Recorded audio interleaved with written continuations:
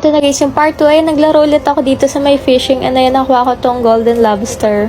Ayun, tinatry ko naman kunin yung umiilaw na shark. And ayan guys, nakuha ko yung umiilaw na shark. Tapos ayan, may nakuha pa ako isang shark. Ayun, umabot na ng 400 plus yung panira ko. Ayun, in-out ko na yung tokens. Naglaro pa ulit ako and ayan, nakuha ko tong lucky wheel. Ayan, 99 yung pinakamataas na makukuha dito. So, ayan, mag-spin siya, tapos pipindutin yung button para mag-stop. Ayan, na-stop ko siya dito sa may 99. Ayan, nakakuha ko na 9 na tokens. Naglaro naman ako dito sa maliit na claw machine. And ayan, nakakuha ko ng pantali sa buhok. Naglaro pa ulit ako, tinry ko naman kunin itong bookmark na BT21. Ayan, nakakuha ko ng isa, tapos naglaro ulit ako, nakakuha na naman ako ng isa. Eto guys, yung dalawang bookmark na nakuha ko. Naglaro ulit ako dito sa game na to, tinry ko naman kunin yung prize E.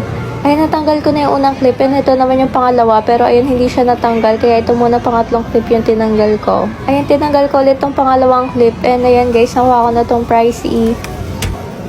Ayun, nakiklaim ko na yung dalawang prize na nakuha ko. Ito guys yun. Ayun, correction tape na may eraser, tas ito electric eraser. And ito pala guys, pag nag-arcade kayo, doon meron kayo laging dalang wet wipes. Kasi mahawakan yung mga tokens, kasi yan, madudumihan yung kamay nyo. So ayan, dapat pagtapos yung mag-arcade, yan, mag-wet wipes kayo ng kamay. 80 pesos ko lang ito nabili dito sa may TikTok shop. 8 na packs na siya. So ayan guys, kung gusto rin ng ganito, yan, click nyo lang yung yellow basket. Ito na guys yung wet wipes after kong gamitan yan guys, nakuha niya yung mga dumi.